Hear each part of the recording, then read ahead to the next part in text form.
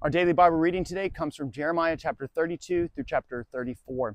And our daily devotional today here at Carrollton Christian Fellowship comes from the first half of Jeremiah chapter 32. And so this is concluding and completing the prophecy that the Lord had given to Jeremiah that we see that it started yesterday in our reading. So our reading today completes that prophecy plus a little bit more with Jeremiah chapter 34. With Jeremiah chapter 32 here, this first half, verses 1 through 15, we see that Jeremiah purchases a field as a sign of the future hope that the nation has for the Lord restoring and bringing them back into the land of promise. In verses 1 through 2, again, if we remember talking and seeing in our devotional yesterday, this prophecy and this came at a time of which Jerusalem and the city was coming to an end, a completion of that 18-month siege that the Babylonians had waged against the nation of Judah and the city of Jerusalem. Verses 3 through 5 tell us of the reason why Jeremiah was in prison.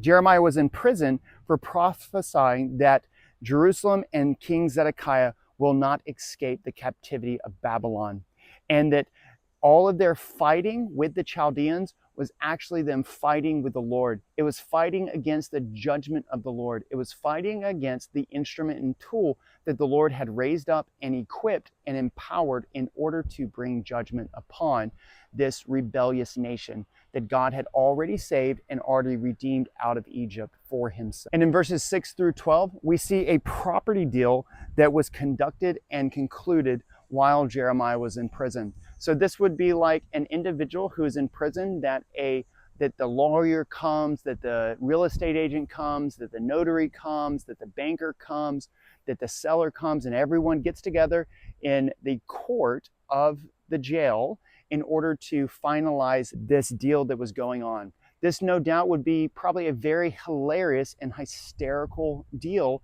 for all of these individuals to look at.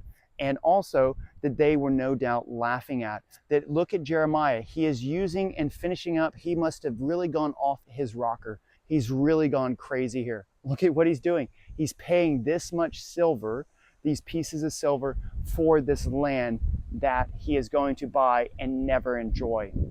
The best thing he can do with that would have been just to go buy himself a nice steak dinner, his last meal while he rots in prison. And it also highlights for us that the purchase, the type and style of purchase that this was conducted under, was under a purchase of a kinsman redeemer. And so what a great picture this is of the way in which how this property, this buying back of this land, was brought into possession of Jeremiah, into the individual who was giving out and who was stating the promises of the Lord. It was an individual who was buying by right of a kinsman redeemer. And in verses 13 through 15, we see the lesson of the property deal. The lesson here of this property deal is one that from prison, God will restore Israel. That from captivity, God will restore Israel. That God's promises are not kept captive based upon imprisonment or in captivity and their slavery. And this is also such a great picture and a reminder for us if we remember Ruth and Boaz, if we remember the story of the kinsman redeemer. This is such a great picture and example for us of how Jesus, our kinsman redeemer, purchased us while we were in prison. While we were enslaved to sin, our kinsman redeemer came and purchased and bought us at a price. And now we wait for that final coming of our kinsman redeemer to bring us and to take us home with him. We have already been purchased, we have already been paid for, we have already been bought.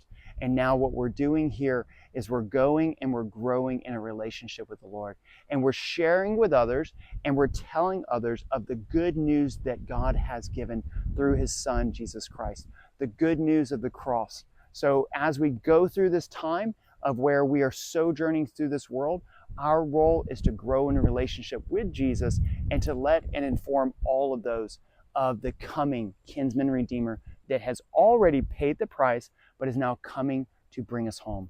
So I hope that this will be a great encouragement for you and a great thing to look out for. Look up, because Maranatha, the Lord is coming soon. So take care, have a blessed one, and we look forward to seeing you tomorrow.